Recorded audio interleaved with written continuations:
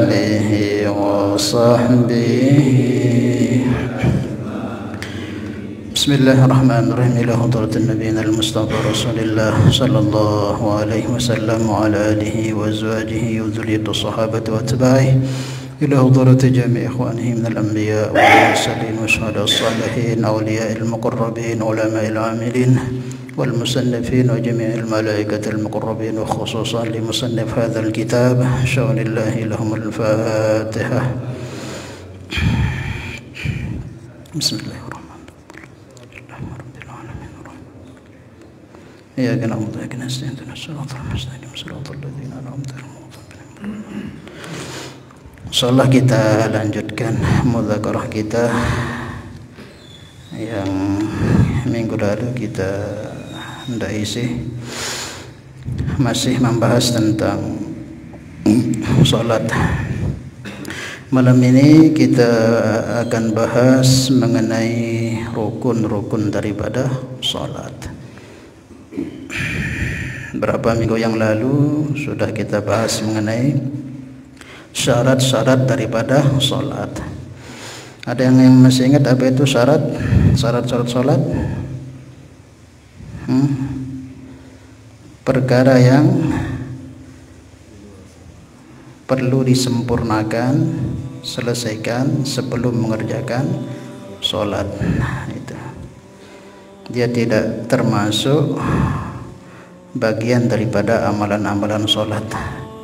Cuman harus senantiasa berada di dalam salat. Seperti contoh kemarin itu tutup aurat itu kan. Kemudian dalam keadaan suci itu kan semua kita kerjakan sebelum salat. Tetapi walaupun merupakan rukun syarat salat, tetap harus berada di saat kita salat. Walaupun rukun salat kita benar, rukuk sujudnya, tapi kita terbuka aurat kita, nggak sah jadi salat kita. Atau kita hadas di saat kita salat itu kentut, nggak sah juga salat kita. Itu sudah kita bahas.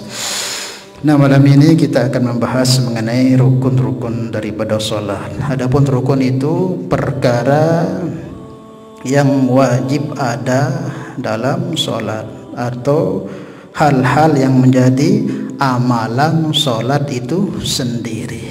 Ada dia di dalam pengerjaan amalan salat tersebut.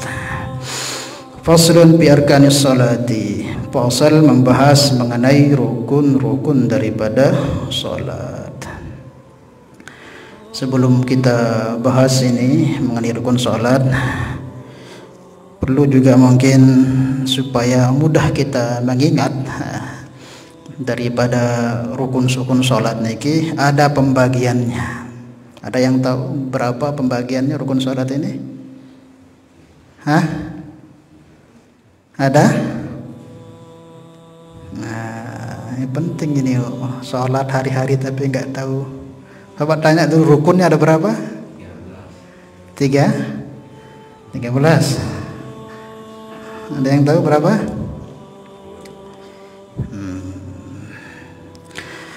Nanti kita jelaskan. Jadi dari semua rukun, jumlah rukun daripada salat niki terbagi menjadi 3. Ada namanya rukun qalbi, pegawaian hati kalau bahasa ente. Ada namanya rukun qauli, itu yang mengerjakan adalah lisan kita. Gitu. Kemudian ada namanya rukun fi'li, perbuatan. Jadi total semua jumlahnya ada 18, bukan 13 tapi 18. Perinciannya pertama rukun qalbi, berapa jumlahnya? 1. Itulah niat. Nah, itu pegawaian nyate, niat itu. Nah, pegawaian nyate. Adapun talaffuz niat itu sunnah. Tetapi niat yang sebenarnya itu fil qalbi, di dalam hati, yang dibarengi dengan di saat kita takbir itu. Paham ya? Itu pegawaian nyate, maka disebut sebagai rukun qalbi. Cuman satu saja. Kemudian yang kedua ada namanya rukun qauli. Jadi ini nggak boleh nggak dikerjakan ini. Ke-18 nih wajib kita kerjakan. Kalau ada yang kita kerjakan nggak sah sembahyang kita. Kemudian yang kedua yaitu rukun qauli yang berbangsa ucapan. Ada berapa? Ada? Ada? Ya Allah. Salat inilah. Nah, rukun qauli itu ada 5. Yang pertama ucapan Allahu Akbar ketika takbiratul ihram. Itu yang pertama. Kan kita ucapkan Allahu Akbar. Itu wajib. Itu nggak kita kerjakan, sholat langsung besar lekep doang tambah takbir. Tidak sah karena itu rukun pertama. Takbir di saat takbiratul ihram. Yang kedua membaca suratul Fatihah, itu rukun. Nah, itu rukun. Nanti dijelaskan bagaimana kalau yang nggak bisa baca Fatihah apa harus diganti dengan zikir. Kalau nggak bisa zikir juga gimana, nanti dijelaskan. Kemudian yang kedua rukun qauli itu yaitu membaca suratul Fatihah. Kemudian yang ketiga apa?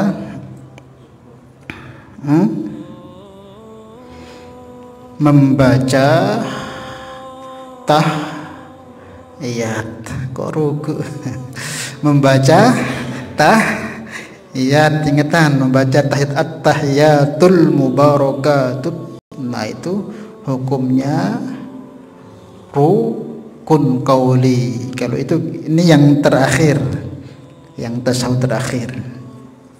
Kemudian yang keempat yaitu membaca sholawat ke atas baginda Nabi di tahiyat yang terakhir.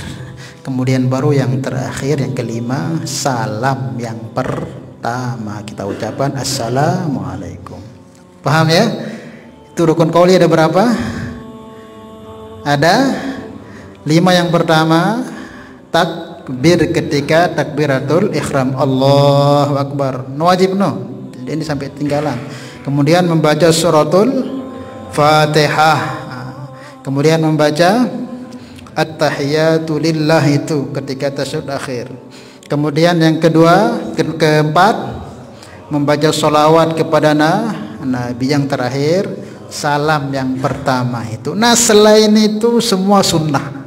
Ndek debaca ndek nafs batal sembahyang. Berarti kabirong berbi hukumna sunnah. Terbaca Rabbi ghfirli warhamni ketika antara dua sujud itu sunnah. Kemudian ketika ruku subhana rabbiyal azim bagaimana hukumnya? Kemudian ketika sujud subhana rabbiyal a'la bagaimana hukumnya? Sunnah itu. Jadi intinya di sholat itu 5 ini dalam ucapan itu. Kalau yang selain itu semua sunnah. Si dikerjakan untung namun dek degawe dek batal sembahyang dek lagu dek mau keutamaan. Maka ulama kita itu bagi tahu kalau ada orang mu'allaf yang sudah remaja atau tua mungkin masuk Islam, dende wah julu aja kabirong atau apa dende aja sak pardu julu, paham ya? Ini kabirong doa sin tepesan lagu batih dan hafal tahiyat dan hafal ini julu salima nih seru ya betul-betul pahami ya. Nanti yang lain itu yang sunnah-sunnah itu menyusul pokoknya lah wah syahadat wajib sholat dan ganggu dek sembahyang seumpama dan tahu baca Fatihah bun terganti pada selainan. Kapanpun seorang itu masuk Islam maka seketika itu wajib dia sholat. Paham ya? Kemudian yang terakhir yaitu rukun fi'li. Sisanya itu sudah rukun fi'li yang berbangsa perbuatan. Contohnya apa? Berdiri betul kalau bahasa lain. Berdiri tegak. Kemudian ruku. Kemudian i'tidal dulu. Nah, ruku langsung nyosor sujud jaga gemok. Nyosor Itidal no tayak dulu. Tayak juga atas. Itidal baru sujud, baru tahiyat, duduk tahiyat akhir, kemudian sah, kemudian tertib yang sisanya itu tuma'aninah yang 4. Jadi total semua jumlahnya 18. Tuma'aninah itu paham tuma'aninah? Istirahat di antara rukun-rukun sholat. Ketika sujud ruku itu kan berdiri. Ndot dulu itidal no ada tuma'aninah na. Dende nganceng langsung nada den sah nanti. Orang kok sholat cepat-cepat tanpa tuma'aninah den sah sembahyang. Karena itu Syafi'i tuma'aninah itu hukumnya rukun wajib. Istirahat di antara rukun-rukun seperti mau dari ruku ke sujud, dari ruku ke itidal itu ada istirahat sebentar. Begitu juga nanti dari sujud mau berdiri itu ada juga tuma'aninahnya sebentar. Jangan langsung tinggalkan tuma'aninah, karena kita Syafi'i tuma'aninah itu bagian daripada rukun. Maka kalau ada orang sholat tarawih itu cepat, amin itu nggak sah itu. Kenapa? Meninggalkan rukun. Apa rukun yang ditinggalkan? Tuma'aninah.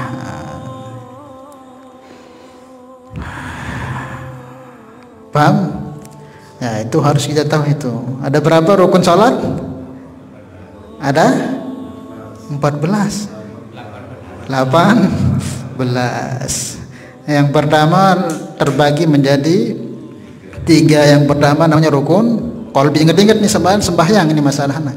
Denek bala bagian-bagian usaha bisnis apal luar kepala apa sembahyang diingat apal. Pertama rukun qalbi, pegawaian hati itu ada berapa? 1. Itulah yang namanya niat. Kemudian yang kedua namanya rukun qauli, berbangsa ucapan. Ada berapa? 5. Apa saja? Takbiratul ihram, ucapan takbirnya itu, Allahu Akbarnya itu. Kemudian baca Fatihah, kemudian baca at-tahiyatul itu, kemudian sholawat yang di tahiyat akhir, salam yang arah ke kanan. Makanya lambda assalamualaikum, dengan tut pas salam ke kanan, ini salam ke kiri. Lambda salam ke kiri batal sembahyang terjadi. Kentut wah. Kadang ada sebagian orang assalamualaikum, dek najok kiri, sah di sembahyang. Sah. Kemudian yang terakhir, yang sisanya itu namanya rukun fi'li. Wallahu a'lam bishawab. Itu sedikit supaya kita ingat gitu. Dan dia wah tahu dengan dia tahu beran rukun gini dia tahu kan. Yang penting disembahyang doa. Wa arkanus sholati 18 ruknan.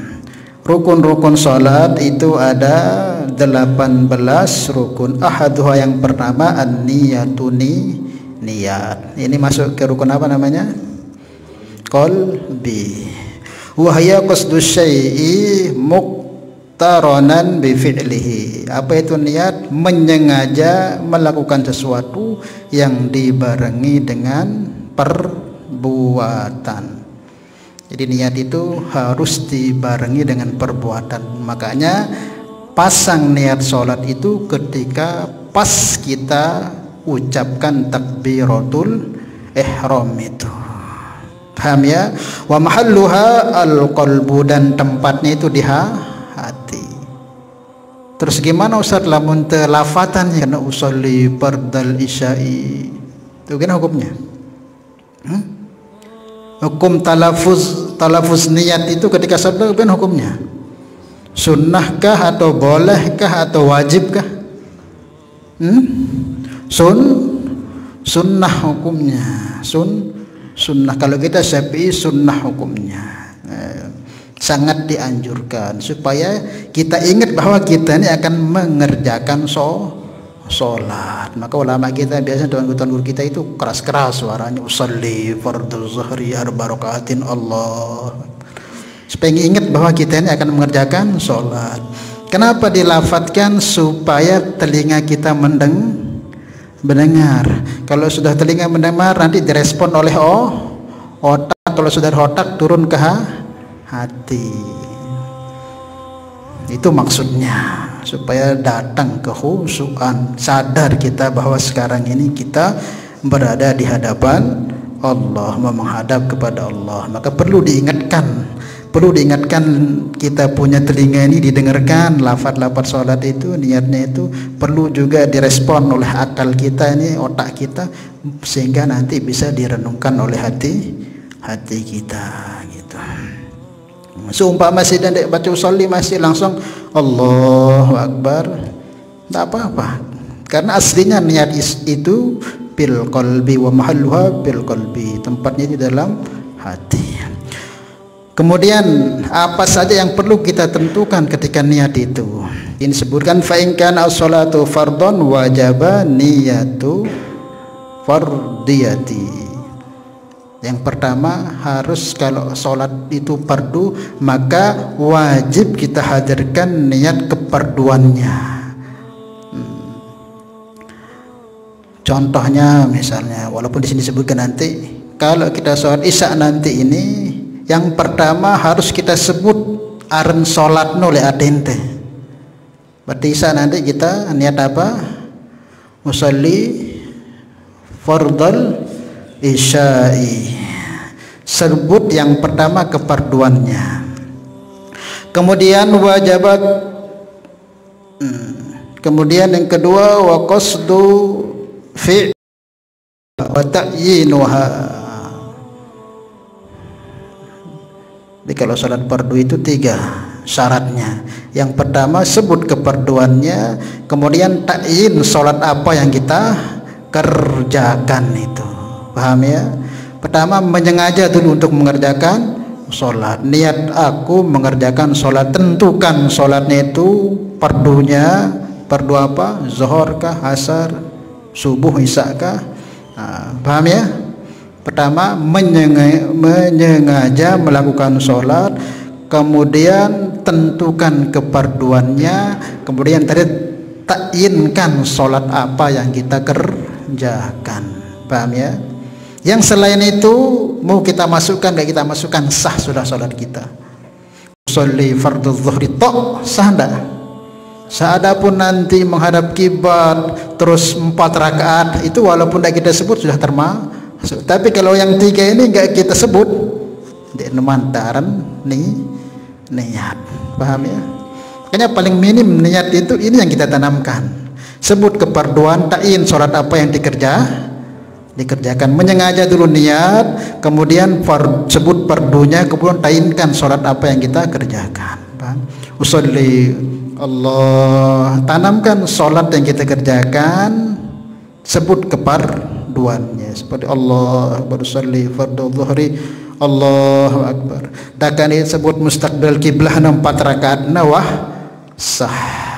Paham ya? Kadang iya yang agak susah nih, si tetemak kelapuan usolli suwe jari nengindang usolli fardhu dhuhri 4 rakaatin mustaqbil kiblah adaan ma'mum kabirun suwe. Paham ya? Langsung aja sudah niatkan tamak yang 3 ini kefarduannya sama takyin sholat apa yang kita kerjakan. Allah Akbar, itu nanti ngikut sudah itu. Paham ya? 4 rakaat hadap kiblat, mungkin sembahyang hadap kan membelakangi kiblat otomatis. Ya kalau zuhur ya otomatis 4. Kadang itu juga ragu-ragu. Allahu Akbar, aku siap zuhur lagu niatku 3 rakaat. Kadang memang ragu-ragu. Dek ulangi lagi. Baru niat subuh lagu rakaat 4 sebut kembali. Yang penting disebut takyinkan fardunya sama sholatnya sudah sah. Paham ya? Ya. Wa fa in kanat as-salatu fardhan wajaba niyatu fardiyati. Maka kalau sholatnya fardu tentukan kefarduannya itu. Wa qasdu fi'liha wa ta'yin fi'luha wa ta'yinuha, kemudian menentukan pengerjaannya dan sholat apa yang dikerjakan. Min subhin au zuhrin masalan, sebagaimana sholat zuhur ataupun asar. Jadi kebanyakan kita di situ itulah kita sering was-was jadinya. Kenapa? kita memasukkan semua lafadz niat yang kita lapatkan itu di dalam niat kita itu. Jadi lama orang sudah mau selesai Fatihah masih doa ngindang. Paham ya? Cukup Allahu Akbar. Seperti itu. Au kanat as-salatu naflan dzata waqtin karatibati, atau salatnya itu salat sunnah. Atau salatnya salat sunnah seperti salat yang memiliki waktu, seperti salat rawatib.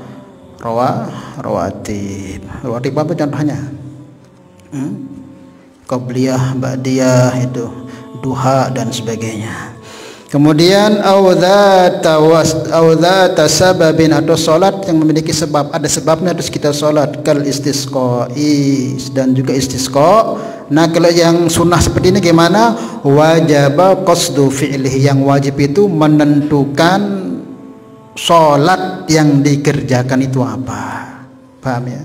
Kalau sunnah itu cukup kita nentukan salat apa yang kita kerjakan. Wa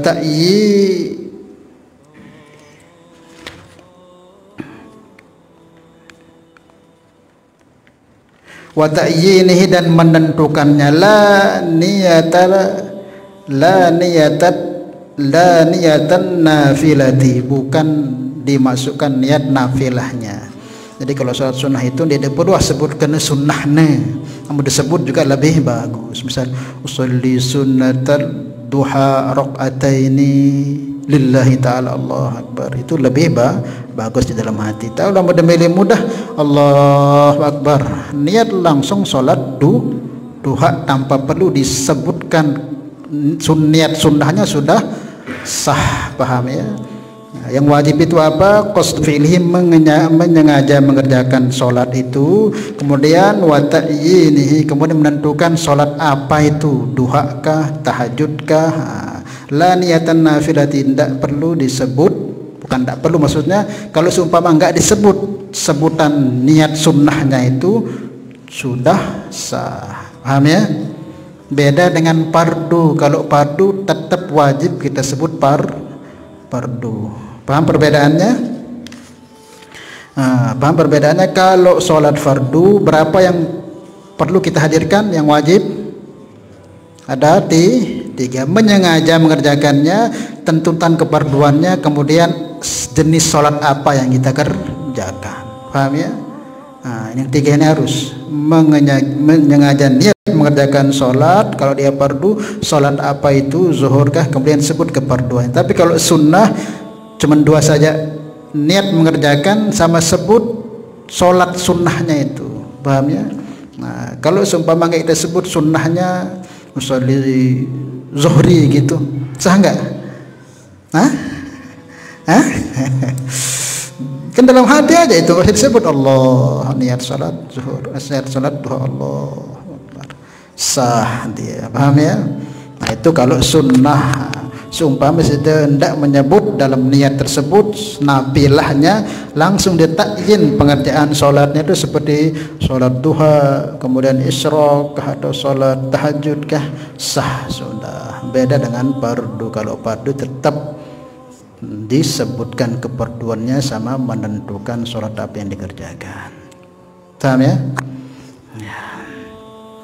Wasani, dan yang kedua, al-qiyamu al-qudrah, berdiri bagi yang mampu. Nah, ini masuk kemana ini? Berdiri bagi yang mampu. Yang 3 tadi itu masuk ke rukun fi'li. Masuk ke rukun fi'li.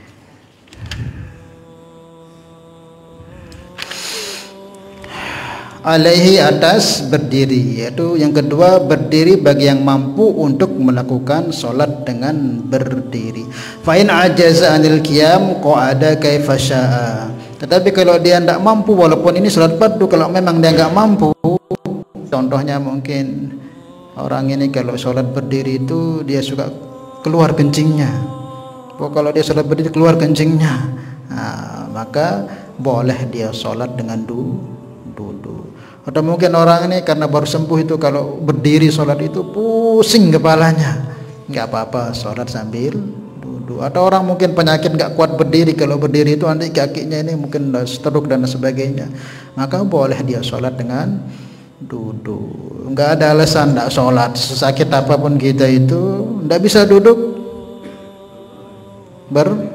nggak bisa berbaring, isyarah nggak boleh kita tinggalkan. Kapan boleh? Nanti lama tuh gila karena normal akal terbeluk tebolehan syariat meninggalkan sholat walaupun sehat demar apa lagu akal tanah rusak tidak wajib sembahyang. Tapi sakit demar apa lagu normal akal tetap wajib sembahyang. Paham ya?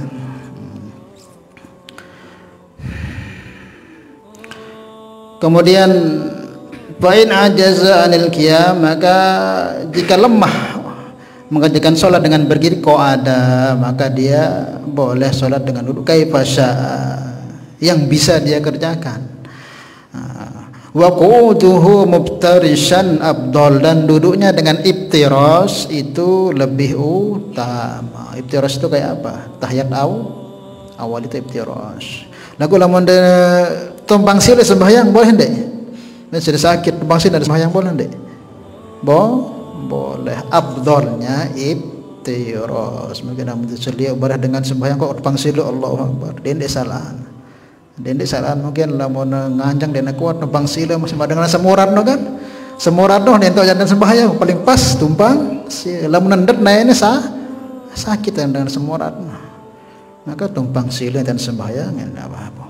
Ipadu lagu ustaz dah dengan ini kuat po dengan duduk tindih kakinya, nah, maka boleh dia sholat dengan duduk. Dan dari semua jenis duduk yang diperbolehkan sholat itu yaitu iftiras. Adapun sholat sunnah itu boleh kita duduk walaupun kita sehat badan kita ini dinara penyakit. Lagu tokol dan sembahyang sah nana sholat sunnah? Sah. Lagu mau setengah misalkan taraweh atau qiyamul lail. Taraweh kan panjang-panjang kayak tempat kita tuh di Tembur itu kan sampai sehataman itu. Sehataman kalau nggak kuat Tapi kalau fardu itu sehat, kuat, seger, kok tokol dan sembahyang fardu sah ndek? Ndek nesah. Ndek nesah. Sehat sih di nara masalah li fisik de kok salat fardu tokol tanda. Ndek nesah sembahyang de. Boleh itu sehat, bugar badan kita, dan kita boleh duduk sholat itu yaitu ketika sholat sunnah. Tetap pahalanya juga kurang kita dapatkan. Wasalitsu, dan yang ketiga takbiratul ihram. Nah ini rukun apa maksudnya takbiratul ihram? Rukun kauli, ya Allah. Rukun kauli, rukun yang kedua. Takbirnya itu loh Allah, yang pertama itu hukumnya rukun. Posisi di rukun yang kedua itu rukun kauli, berbangsa ucapan. Fayata'ayyanu ala qadir bin nutqi biha, maka ditentukan bagi orang yang mampu mengucapkan takbir tersebut. Ayyaqula Allahu Akbar, dengan dia mengucapkan Allahu Akbar. Jadi angkat tangan itu kalau kita Syafi'i itu nih ibu jari ini sejajar dengan nih daun telinga. Dia ini perlu pasan pasan sejajar seperti ini. Dan tangan kita agak sedikit menghadap. Jadi keras lalu kan ini jok mudi. Jadi lurus lalu agak kehadap kiblat begitu, paham ya? Dendek ngene lurusin pas sejajar dengan daun telinga. Dendek ngene jadi main asma Allah. Ada dendek kelolosan lalu jok mudi. Ada sebagian ngajar Allah. Makanya ada sembahyang disuruh sembahyang tolak dunia kan, tertolak dunia. Dan tertolak leman ate kan. Paham ya? Kita Syafi'i Allah cukup, Allah kita sesaja jajar ibu jari kita dengan daun telinga. Allah Akbar, niat. Tidak usah niat Allah.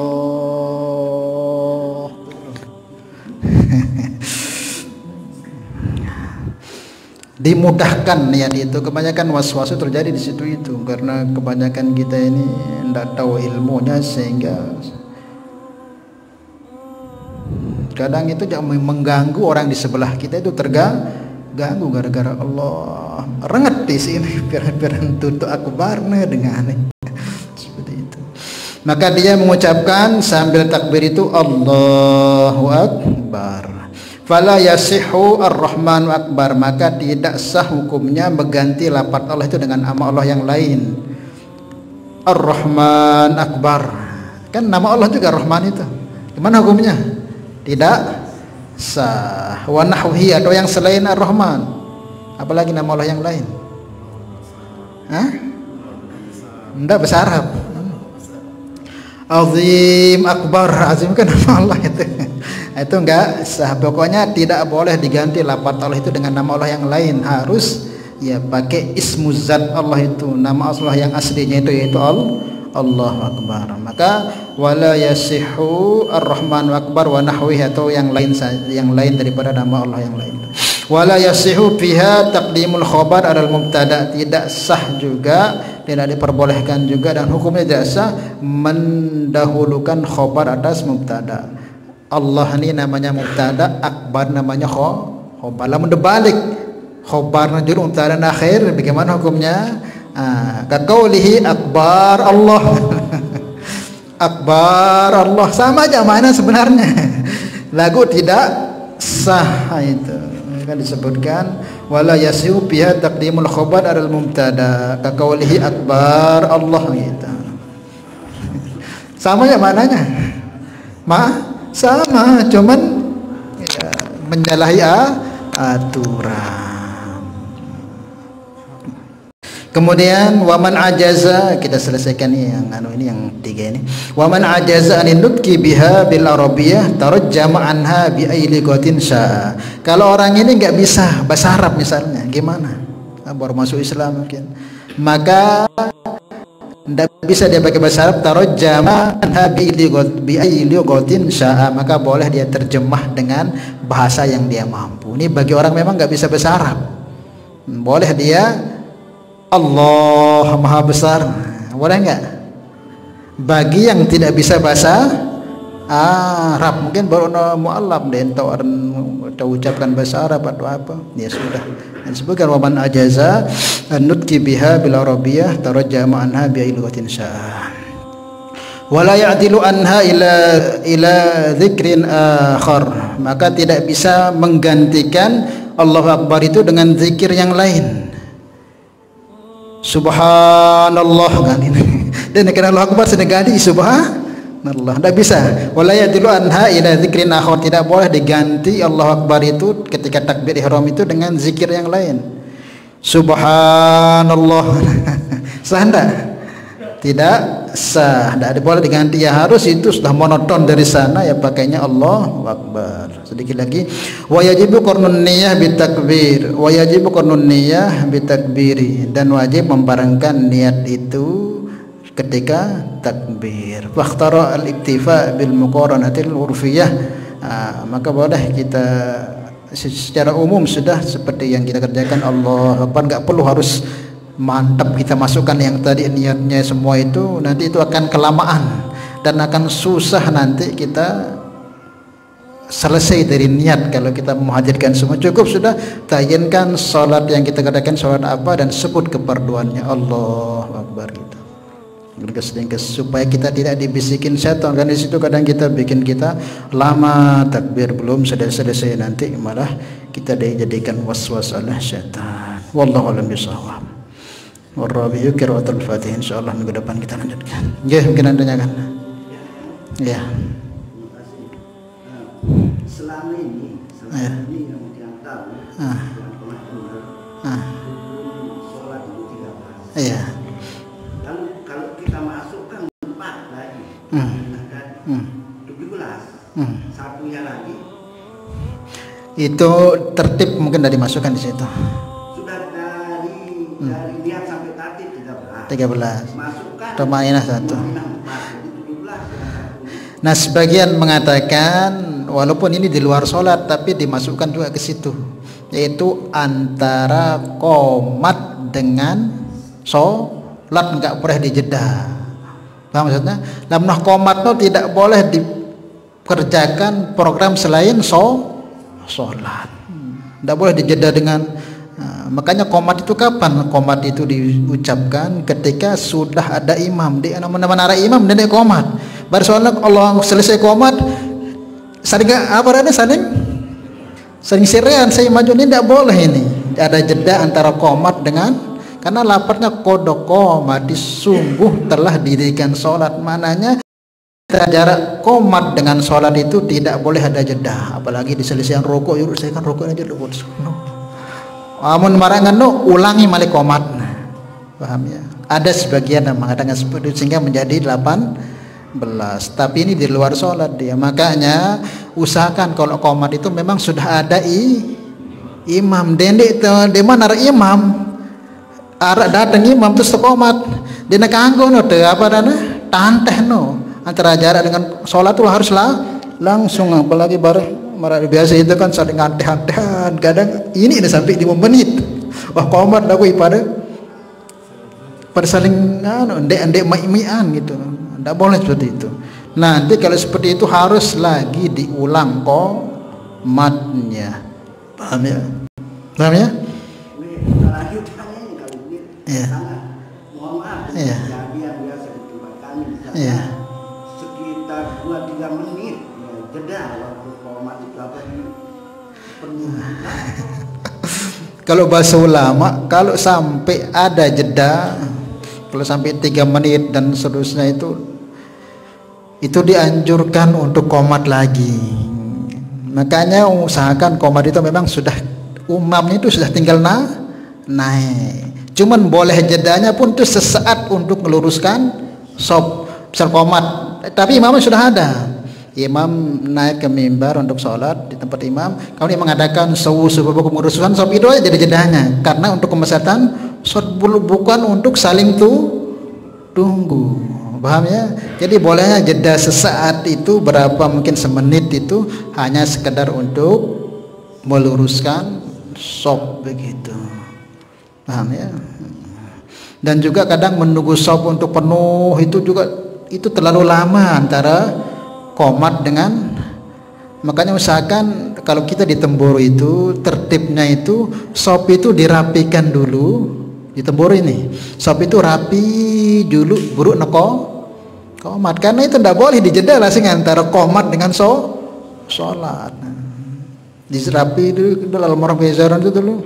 Itu disuruh rapikan dulu sobnya. Kalau sapi sobnya dia memang beliau hadir, datang beliau hadir, nanti pas beliau suruh qomat nah gitu. Jadi sudah rapi dulu sobnya baru qomat, sehingga tidak ada jeda jauh antara qomat dengan sholat. Tapi kalau qomat dulu terus imam di manara ulang kepada qomatnya itu, karena terpisah antara qomat dengan sholat. Qomat itu kan dikerjakan sholat, sudah berdiri sholat, nggak boleh ada jeda, apalagi sampai ngobrol dan sebagainya. Ada lagi? Ya.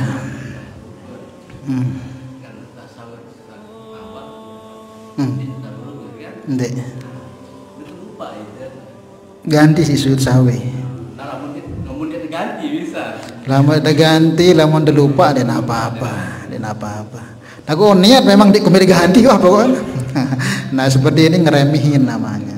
Misalnya kan ketinggalan tes tahiyat awal atau kunut lah misalnya. Ini kan rukun juga, cuman tidak sampai membatalkan sholat kalau kita tinggalkan, tapi sangat disunahkan ganti dengan sujud sahwi. Lamun terlupa sama sujud sahwi sah sembahyang lagu tahu dah sujud sahwi ini sunnah untuk mengganti lagu ndek temene gawe. Nah, ini hukumnya juga meremehkan. Sudah ada ketentuan juga enggak boleh. Tapi lamun tuah ketinggalan, tidak perlu mari kedua nih terlupaan. Tidak perlu tidak buah kudu ulang kodok sembah yang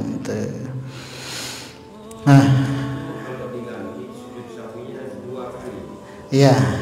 Nah juga dalam sujud sahwi ini, jadi sujud sahwi ini kapan kita sujud sahwi? Pas selesai kita baca bil alamin innaka hamidum majid, baru sujud. Salam, sebagian itu Malik membaca tahiyat. Dende, paham deh? Dende baca tahiyat Malik. Makanya tahiyat dulu sampai alamin innaka hamidum majid, sujud. Apa doanya? Subhanaman la yanamu wa la yasu, uras sujud Malik, uras langsung salam. Dede perli baca tahiyat. Wah, dah baca tahiyat kan buruk no. Paham? Nggih.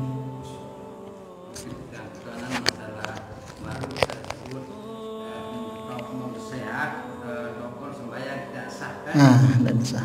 Mungkin bermir hukum le segare niki sering yang rokok sembahyang le segare karena anu si ajo boleh pada angin kencang. Ya sama kayak model seperti mungkin juga kita di bis kan. Di bis ini kan barah peleh-peleh dah barah sembahyang ngerim bis itu kan jungkel terjak dulu.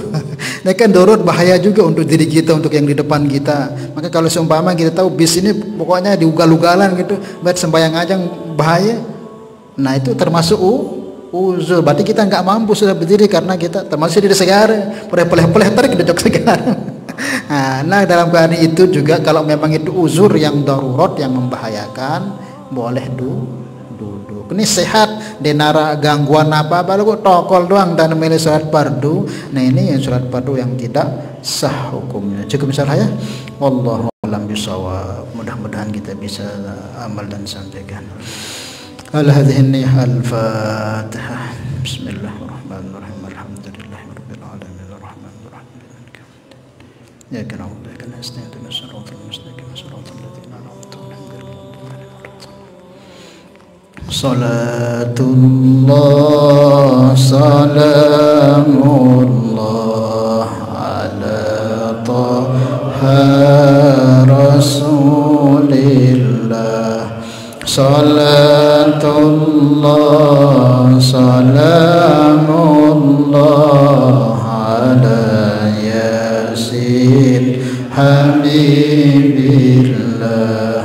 Tawassalna bismillah wa bil hadi rasulillah wa kulli mujahidin